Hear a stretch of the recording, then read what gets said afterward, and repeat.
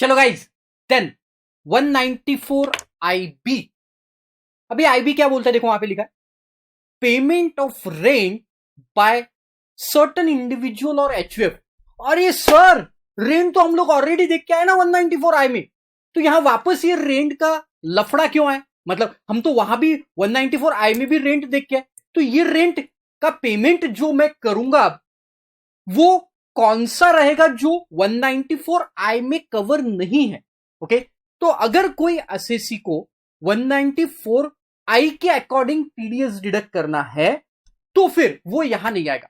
और यहां सिर्फ दो ही लोगों के बारे में बात करता है, इंडिविजुअल और HUF। याद होगा आपको, तो 194I में हमने देखा था कि इंडिविजुअल और HUF को रेंट पे तभी TDS काटने की जरूरत है अगर ये इंडिविजुअल और HUF इसका टर्नओवर लास्ट ईयर में 1 करोड़ से ऊपर है या फिर ग्रॉस रिसीव 50 लाख से ऊपर। अब मान के चलो देखो कि ऐसा कोई एक इंडिविजुअल है, जैसे मेरी वाइफ जिद पकड़ के बैठी, she is house wife, but वो अब जिद पकड़ के बैठी है कि आशीष हमें है ना तो दिल्ली के चांदनी चौक में एक फ्लैट लेके रहना है, आलीशान बंगलो लेके वहां पे रहना है दिल्ली के चांदनी चौक में। अब मैं बोला भाई वहां का रेंट बहुत ज्यादा है, तो बोले वो सब नहीं पता किस चीज के लिए कमा रहे। अब देखो आपकी शायद शादी होने की होगी तो आपको पता नहीं है, बातें सुनना पड़ता है यार। मुझे मालूम नहीं आपकी शादी हुई है नहीं हुई है, पर्सन टू पर्सन, बट अगर हुई है तो ये सब चीजें सुनना पड़ता है ना। चलो जाने दो, वो सब बातों को बाजू में रखो, सच तो आपको पता चली जाएगा या पता चल गया होगा। एनीवेज, तो देखो अब उनकी जिद के आगे मैं हार गया और उन्होंने बोला देखो मैं हाउसवाइफ हूं और जो भी रेंट है वो सब मैं पे करूंगी, मेरे नाम पे एग्रीमेंट होना, अदरवाइज तो आप कभी भी एग्रीमेंट को कैंसिल कर दोगे। मैं बोला ठीक है भाई, आपके नाम पे एग्रीमेंट बना। तो ना उनका टर्नओवर कुछ भी नहीं है, मतलब हाउसवाइफ है तो लास्ट ईयर का टर्नओवर 1 करोड़ रुपए से ऊपर होने का कोई सवाल ही नहीं उठता, तो हम 194I में तो नहीं आए। तो अब ये प्रॉपर्टी का जो रेंट है, लेट्स से ये प्रॉपर्टी का रेंट है 75,000 रुपीज पर मंथ, ईयर नहीं पर मंथ, ध्यान दो यहां पर मंथ की बात चल। तो गवर्नमेंट ने क्या बोला, अगर आपने मतलब इंडिविजुअल और HUF ने कोई प्रॉपर्टी रेंट पे ली और उसका रेंट अगर 50,000 रुपीज पर मंथ के ऊपर है, उसका रेंट अगर 50,000 रुपीज पर मंथ के ऊपर है, तो फिर वो पर्सन या इंडिविजुअल या HUF को रेंट पे TDS काटना पड़ेगा। ओके, अब वो कब काटना वो अपन देखते, पहले तो इतना समझ गया आपको कि वो पर्सन को रेंट पे TDS काटना पड़ेगा। तो देखो वहां पे लिखा है person responsible for deduct the tax. जैसे मेरे वाइफ का एग्जांपल है, शी इज मतलब उनका टर्नओवर 1 करोड़ या 50 लाख से कम है, तो देखो इंडिविजुअल और HUF other than those covered in 194I में अगर फंस रहे होंगे तो इधर आओ ही मत, लेकिन आप 194I में नहीं हो, तो देखो even a salaried person paying a rent more than 50,000 per month and claiming HRA exemptions are required to deduct the TDS of the landlord। अगर सैलरीड पर्सन भी है और वो HRA पे भी है, हाउस रेंट अलाउंस उसको मिलता है, तो भी उसको लैंडलॉर्ड का TDS काटना पड़ेगा, राइट। तो चाहे सैलरीड एम्प्लॉय या चाहे मैंने बोला कि हाउसवाइफ है, उन्होंने भी अगर ये घर किराए पे लिया तो उनको भी TDS काटना पड़ेगा। अब क्या काटना, कैसे काटना पड़ेगा वो सब मैं बताता हूं। देखो, तो आपने घर किससे किराए पे लिया, any person being resident of India. Nature of payment क्या, देखो rent if it is more than 50,000 per month.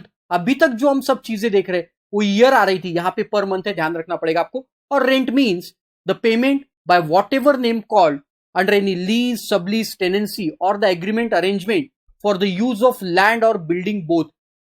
यहां पे ध्यान रखना, यहां प्लांट मशीनरी, फर्नीचर ये चीजें नहीं है, यहां पे सिर्फ क्या है, लैंड और बिल्डिंग है। इतना बारीकी से हर चीज को आपको पढ़ना, ओके। और TDS कितना परसेंट से काटना है गाइस, 5% से TDS काटना है, सिर्फ 5%, ओके। और no TDS if rent is equal to or less than 50,000। अगर रेंट इक्वल टू और 50,000 से कम है तो फिर TDS काटने की जरूरत नहीं। अब इंपॉर्टेंट पॉइंट, अब सब लोग इधर ध्यान देंगे, ओके। लेट्स सी, अब मान के चलो कि हमने दिल्ली में चांदनी चौक पे कोई बिल्डिंग लिया और जिसका रेंट जो है, ये रेंट हम लोग 75,000 पर मंथ पे कर रहे हैं, राइट। हम मतलब कौन, मिसेस आशीष पे कर रही, 75,000 rupees per month, okay, landlord को पे कर। तो सवाल ये उठा कि अब ये जो 75,000 पर मंथ पे कर रही, इसके ऊपर टीडीएस कब काटना है, when to deduct the TDS. तो गवर्नमेंट ने क्या बोला, देखो कि आपका अगर एग्रीमेंट पूरे साल भर का है, फुल ईयर का एग्रीमेंट है, फुल ईयर का, तो आप लास्ट मंथ का किराया मतलब 31 मार्च मंथ का किराया, 31 मार्च एंडिंग मंथ का किराया जब दोगे, वो किराए से आखिरी में आप टीडीएस काट लो। मतलब जैसे देखो 75,000 पर मंथ है, तो 75,000 इंटू 12 कितना होता है, टोटल किराया आपका 9 लाख रुपीज।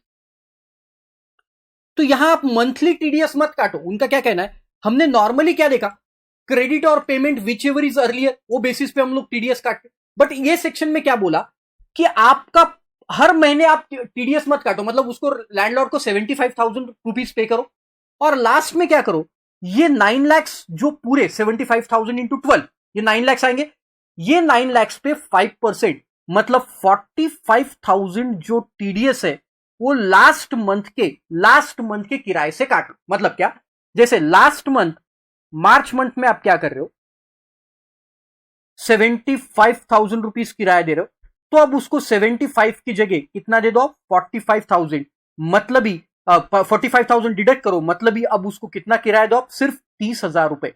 मार्च मंथ में आपको कितना किराया देना है, सिर्फ और सिर्फ 30,000।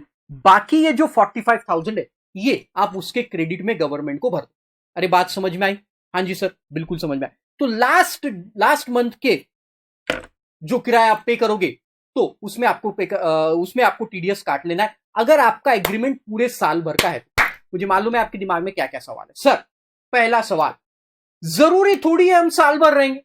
हम गए, वो प्रॉपर्टी में रहने गए, और वहां पे पता चला कि वो प्रॉपर्टी बेकार है, थर्ड क्लास प्रॉपर्टी है गाइस, थर्ड क्लास प्रॉपर्टी है। वहां पे जैसे रहने गए, बीवी की जिद थी इसलिए मुझे लेके जाना पड़ा, लेकिन ऑलरेडी उस प्रॉपर्टी में 2-4 लोगों ने खुदकुशी कर ली थी।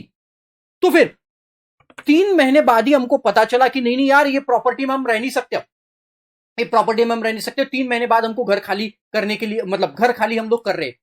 तो फिर उस केस में जब आप ये घर खाली करोगे, मतलब आपका जब टेनेंसी एग्रीमेंट, आपने लैंडलॉर्ड को बोला कि हमारा टेनेंसी एग्रीमेंट खत्म करो, हमको नहीं रहना है, we don't want to live in this house, no, मतलब इससे ज्यादा हम नहीं रहना चाहते। तो फिर ये टेनेंसी एग्रीमेंट जब आपका खत्म हो जाएगा, उस समय लास्ट रेंट जब आप उसको पे करोगे, वो लास्ट रेंट के टाइम पे आपको टीडीएस डिडक्ट करना पड़ेगा। अरे समझे बात को? तो अगर आप बीच से टेनेंसी एग्रीमेंट को खत्म कर रहे हो, तो फिर जब आप लास्टली जब टेनेंसी एग्रीमेंट खत्म होने के बाद जब पे करोगे किराया, तब आपको उसका टीडीएस पे करना पड़ेगा, उसका टीडीएस काट के गवर्नमेंट को पे करना पड़ेगा। अरे समझ में आया? यस। एक और पॉइंट, अब मान के चलो कि आपका पूरा साल भर का एग्रीमेंट था, ओके, और लेट्स से अब आपका जो रेंट है, वो रेंट है 1 लाख रुपए पर मंथ, ओके, 1 लाख रुपए पर मंथ का रेंट। अब आपको टीडीएस कितना काटना है, पूरे साल भर का एग्रीमेंट 31 मार्च, 12 लाख रुपए आप उसको देने वाले, और वो 12 लाख पे 5% का टीडीएस आखिरी मंथ के, नॉर्मली तो केस में क्या होगा, ये 12 लाख का आपका रेंट, ये 12 लाख पे 5% मतलब 60,000 का टीडीएस आएगा। तो लास्ट मंथ का जब 1 लाख आप किराया दोगे, है ना, लास्ट मंथ का किराया दोगे 1 लाख, बाकी मंथ में तो आप 1-1 लाख दे चुके, तो फिर आपको 60,000 का टीडीएस डिडक्ट करना है, और लास्ट मंथ में उसको 40,000 रुपए दे देना। बट उसने, सामने वाले ने, मतलब जो लैंडलॉर्ड है, उसने आपको पैन नहीं दिया, पैन नंबर नहीं दिया, तो फिर आपको ये 5% की जगह टीडीएस काटना है 20% के हिसाब, 20%। अरे बात ध्यान में, 20%। लेकिन देखो, अब आपके ध्यान में आया होगा कि सर एक बात हमें और बताओ कि आपने बोला 20% से टीडीएस काटना है, तो हमारा 1 लाख रुपए पर मंथ का किराया है, तो साल भर का कितना हो गया, साल भर का, ईयर का हो गया हमारा 12 लाख रुपए, बराबर। अब उसने, सामने वाले ने हमें पैन कार्ड नहीं दिया, तो 12 लाख आपने बोला कि 20% से टीडीएस काटना है 20%, तो ये हो जाएगा 2,40,000। अब सवाल ये उठा गाइस कि लास्ट मंथ का जब मैं उसको 31 मार्च मंथ का जब किराया दे रहा हूं, वो किराया तो मेरा 1 लाख रुपए ही है, और आप बोल रहे हो टीडीएस काटो 2,40,000, ऐसे कैसे होगा? मतलब देना उसको 1 लाख है और 2,40,000 का टीडीएस काटना, ऐसे कैसे होगा? तो फिर गवर्नमेंट के समझ में आया, लॉ मेकर के समझ में आया, यहां पे कुछ तो भी गड़बड़ हुई है। तो फिर उन्होंने एक क्लॉज डाल दिया और बोल दिया कि देखो, अगर आपका लास्ट मंथ का किराया जो है, ये लास्ट मंथ का किराया आपके 20% के अमाउंट से कम है ना, ये रेंट जो है, रेंट ये कम है किससे? 20% ऑफ टीडीएस के अमाउंट से। तो फिर जितना रेंट है ना, उतना ही टीडीएस काट लो। मतलब पूरा 1 लाख का टीडीएस काट लो और गवर्नमेंट को भर दो, लास्ट मंथ में उसको कुछ भी पेमेंट मत करो। अरे बात समझ में आई? तो अगर ये उसने, सामने वाले ने, ये कब आएगा, ये नौबत कब आएगी 20% की? जब सामने वाला पैन नहीं देगा, पैन नंबर नहीं देगा, तो 20% से टीडीएस काटना। अरे बराबर। लेकिन 20% से काटने के लिए हमारे पास उतना अमाउंट ही नहीं, क्योंकि लास्ट मंथ का अब 1 ही लाख रुपए किराया देना है, और हमारे पास तो अब 1 ही लाख रुपए और उसका टीडीएस काटना 2,40,000। तो कैसे होगा? तो गवर्नमेंट ने बोला चिंता मत करो, अब पूरा 1 लाख रुपए काट लो, 2,40,000 को आप भूल जाओ। अरे बात समझ में आई? और एक पॉइंट समझना, अगर मान के चलो आपका एग्रीमेंट, टेनेंसी एग्रीमेंट सिर्फ 15 दिन का है, टेनेंसी एग्रीमेंट हो सकता है ना 15 दिन का, और वो 15 दिन का किराया ही आपका 2 लाख रुपए, मतलब 50,000 रुपए से ऊपर गया, तो भी जब ये 15 दिन खत्म हो जाएंगे, तब आपको ये 2 लाख पे 5% का टीडीएस काटना पड़ेगा। तो रेट ऑफ टीडीएस कितना है? 5%। अरे बात को समझे? जी हाँ सर, बिल्कुल समझ गए। तो यहां वही लोग आएंगे जो इंडिविजुअल एचयूएफ है, और जो इंडिविजुअल एचयूएफ 194I में नहीं आते, वही लोग इधर आएंगे। अगर आप 194I में आ गए, तो फिर आप इधर आएंगे नहीं। तो जैसा मैंने बोला, मेरी वाइफ हाउसवाइफ है, तो वहां उनका टर्नओवर 1 करोड़ से ऊपर जाने का कोई सवाल ही नहीं उठता, मतलब वो 194I में नहीं आएंगे, तो फिर उनको गवर्नमेंट ने यहां पे पकड़ लिया। अरे ध्यान में आया? तो देखो, अब फटाफट वहां पे समझते हैं। देखो, नो टीडीएस हो गया हमारा। टाइम ऑफ डिडक्शन क्या है? देखो, मैंने बोला कि टेनेंसी एग्रीमेंट और ईयर एंड। देखो, at the time of credit of rent for the last month of the previous year और last month of the tenancy, last month of the previous year, है ना, हर साल के लास्ट मंथ को आपको TDS काटना है। और अगर आपका एग्रीमेंट पूरे साल भर नहीं हो, आप 8 महीने हो, 6 महीने हो, 2 महीने हो, और on the last month of tenancy if the property is vacated during the year as the case may be to the account of payee. अरे समझ में आया? और at the time of payment thereof in cash or by issue of check or draft whichever is earlier। अरे ध्यान में आया आपके? तो जब आप ये लास्ट मंथ का चेक क्रेडिट से पेमेंट करोगे, तब आपको टीडीएस काटना पड़ेगा। टाइम ऑफ डिपॉजिट क्या है? Compulsory electronic payment within 30 days from the end of the month in which TDS deduction has been made. तो जब भी ईयर एंड में, अगर मार्च मंथ में आप टीडीएस काट लो, तो 30 अप्रैल तक आपको पेमेंट करना पड़ेगा। और टीडीएस का सर्टिफिकेट 16C, यहां पे एक नया फॉर्म है। और स्टेटमेंट क्या है? 26QC। QB हमने देखा, यहां पे QC आया, और 16B भी देखा था, यहां 16C है ना, 16C और QC, ये ध्यान में रखो। और फिर वो आखिरी पॉइंट, अगर पैन नंबर नहीं दिया तो देखो, deductor is not required to have PAN number. मतलब जो मेरी हाउसवाइफ है, मेरी हाउसवाइफ मतलब एक ही वाइफ है और वो हाउसवाइफ, ओके, एक ही वाइफ एंड वो हाउसवाइफ, देन उसको पैन नंबर की जरूरत नहीं। हाउएवर ही मस्ट, ही मतलब he include she, he must obtain a PAN of deductee, otherwise tax will be deducted at the rate of 20% instead of 5%। But अब देखो, section 206AA will apply in such a case. However, such a deduction shall not exceed the amount of rent payable for the last month of the previous year or last month of the tenancy as the case may be। तो amount उससे ऊपर नहीं जाना चाहिए, है ना, tenancy के amount से ऊपर गया तो फिर जितना आपका टेनेंसी का वैल्यू है, मतलब रेंट का वैल्यू है, उतना टीडीएस काटना। सिंपल। और फिर उसके ऊपर वो क्वेश्चंस दिए, फटाफट देख लो। पहले केस में 40,000 पर मंथ दिए, तो हमें तो 50,000 के ऊपर चाहिए तो ही टीडीएस कटेगा, है। देखो यहां पे लिखो, अगर एग्जैक्ट 50,000 है तो भी टीडीएस नहीं, 50,000 के ऊपर चाहिए। बाकी एग्जाम्पल आपको सब बता चुका हूं मैं, एग्जाम्पल लेके आप देख सकते हो। सिंपल एग्जाम्पल है, फटाफट गो थ्रू करो। अब भी लेक्चर को पॉज करो, एग्जाम्पल को गो थ्रू। सब मैं पहले ही बता देता हूं आपको, पूरी चीज एग्जाम्पल लेके, ओके। चलो देन 194 आईसी। अब ये क्या है समझो, मान के चलो ये है एक पर्सन मिस्टर आकाश। अब ये आकाश के पास है ना, तो एक लैंड है, ये लैंड है आकाश के पास, लेकिन इसके पास पैसा नहीं है, इसके ऊपर कंस्ट्रक्शन करने के लिए पैसा नहीं है। तो इसकी एक बहुत अच्छी गर्लफ्रेंड है, बहुत अच्छी गर्लफ्रेंड है, मिस धरती, and she is developer, land building को डेवलप करने का काम है। तो एक दिन ऐसे ही दोनों बैठे थे गार्डन में, दोनों गार्डन में बैठे थे, और फिर आकाश ने धरती को बोला कि देख मेरे पास धरती एक लैंड है। धरती ने बोला अच्छा तेरे पास लैंड है, मेरे पास स्किल है, एक्सपीरियंस है बिल्डिंग बनाने का, और मेरे पास पैसा भी है। आकाश बोला वही मैं बोलना चाह रहा था कि मेरे पास पैसा नहीं है और तेरे पास ये दोनों चीजें, पैसा भी है और क्या है, एक्सपीरियंस भी है डेवलप करने का बिल्डिंग। तो एक काम कर, ये जो लैंड है, ये लैंड के ऊपर तू एक बिल्डिंग बना। ये दोनों के बीच में एक एग्रीमेंट हो गया, और ये बिल्डिंग बना के लेट से 5 स्टोरी बिल्डिंग, 5 मंजिल बिल्डिंग बना दिया। और एग्रीमेंट ऐसा हुआ कि धरती क्या करेगी, धरती 3 फ्लोर रखेगी, कंस्ट्रक्ट करके दे रही, और आकाश रखेगा 2 फ्लोर। आकाश 2 फ्लोर रखेगा और धरती 3 फ्लोर रखेगी।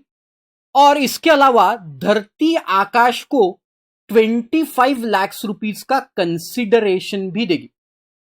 25 lakh rupees cash oblique bank, cash bank में कंसिडरेशन। ऑफ कोर्स लैंड की वैल्यू बहुत ज्यादा रहती है ना भाई, तो ऐसा डिसाइड हुआ कि ऊपर के जो 2 फ्लोर है ये दोनों आकाश को मिलेंगे, और ये जो 3 फ्लोर है ये 3 फ्लोर धरती रखेगी, है ना, ये धरती की। और इसके अलावा धरती आकाश को 25 लाख रुपए का कंसिडरेशन देगी। अब सवाल उठा कि जब ये जो पेमेंट, मतलब ये जो 25 लाख रुपए पेमेंट कर रही धरती आकाश को, क्या इसके ऊपर टीडीएस काटना पड़ेगा? The answer is yes. ये 25 लाख रुपीस पे धरती को क्या काटना पड़ेगा? टीडीएस। जब ये 25 लाख रुपीस का पेमेंट धरती आकाश को करेगी, तब धरती को इसके ऊपर टीडीएस काटना पड़ेगा, टीडीएस डिडक्ट करना। अरे समझ में आए? सर हमारे दिमाग में दूसरा सवाल उठा कि ये आकाश को ये जो 2 फ्लोर दिए, क्या इसके वैल्यू पे क्या टीडीएस? अब आप बोलेंगे ये फ्लोर पे टीडीएस मतलब कैसे? किचन धरती का दे देंगे, ऐसे काट के देंगे क्या? नहीं। तो क्या ये फ्लोर, देखो ध्यान दो, ये फ्लोर के वैल्यू पे क्या टीडीएस कटेगा? The answer is no. देखो गवर्नमेंट ने क्या बोला 194 आईसी में, 194 आईसी बोला ओनली मॉनिटरी कंसिडरेशन जो रहेगा वो मॉनिटरी कंसिडरेशन पे ही टीडीएस काटना है, ओनली ऑन मॉनिटरी कंसिडरेशन। ये नॉन मॉनिटरी कंसिडरेशन पे कोई टीडीएस काटने की जरूरत नहीं है। मतलब इस केस में ये 25 लाख जो कंसिडरेशन जा रहा है केवल उतने पे ही टीडीएस काटना है, नॉन मॉनिटरी कंसिडरेशन पे टीडीएस काटने की जरूरत नहीं। ये डेवलपर, ओके। तो देखो वहां पे बोला person responsible to deduct the tax, मतलब ये developer, any person responsible to pay the consideration, consideration pay कर। पे ही कौन है? देखो एनी ट्रांसफर, जिसने अपनी लैंड ट्रांसफर की, रेसिडेंट पर्सन होना चाहिए। Nature of payment, consideration for the payment of immovable property being land और बिल्डिंग और both under a registered agreement for the development of real estate project, है ना। ये इनका एग्रीमेंट जो रहना, कच्चा एग्रीमेंट नहीं, रजिस्टर्ड एग्रीमेंट होना चाहिए, रजिस्टर्ड। तो देखो कितना percent? 10% of consideration excluding consideration in kind. देखो धरती ने क्या किया, धरती ने 2 प्रकार के कंसिडरेशन दिए, एक तो 2 फ्लोर भी दिए और उसके अलावा धरती ने कैश में 25 लाख भी दिए। बट जो 2 फ्लोर है ये काइंड में कंसिडरेशन है जिसके ऊपर टीडीएस काटने की जरूरत नहीं। अरे समझ में आया? नो टीडीएस, यहां पे ऐसा कोई क्लॉज नहीं है। और कब काटना? At the time of credit of such a sum to the account of transferor और at the time of payment of such a sum in cash और बाय इश्यू ऑफ चेक और ड्राफ्ट और any other mode whichever is earlier. मतलब जब ये developer उसको payment करेगा at the time of credit और payment, whichever is early. Time of deposit वही टेबल है 26Q16A सेम। और अगर डिडक्टर जो है उसको टैन नंबर लेने की जरूरत नहीं, मतलब डेवलपर को टैन नंबर लेने की जरूरत नहीं, वैसे तो जनरली रहेगा ही डेवलपर के पास, बट अगर नहीं है तो उसको लेने की जरूरत नहीं है। और अगर पैन नहीं दिया तो कितने परसेंट से टीडीएस कटेगा? 20% से, instead of 10%, instead of 10%, instead of 10%, यहां पे 10% करो। ओके, तो मतलब अब जब ये पेमेंट होगा तो 25 लाख का जब डेवलपर धरती पेमेंट करेगी तो 25 लाख पेमेंट करते समय 25 लाख में से 2,50,000 डिडक्ट करना पड़ेगा, और आकाश को जो पेमेंट करेंगे वो 22,50,000 का पेमेंट करेंगे, और जो ये 2,50,000 है ये गवर्नमेंट को भर देंगे। किसके क्रेडिट में? आकाश के, आकाश के पैन नंबर पे हम लोग, इतना सिंपल। तो 194 IB एंड IC, इतना सिंपल है, फटाफट गो थ्रू करो तो समझ जाएगा।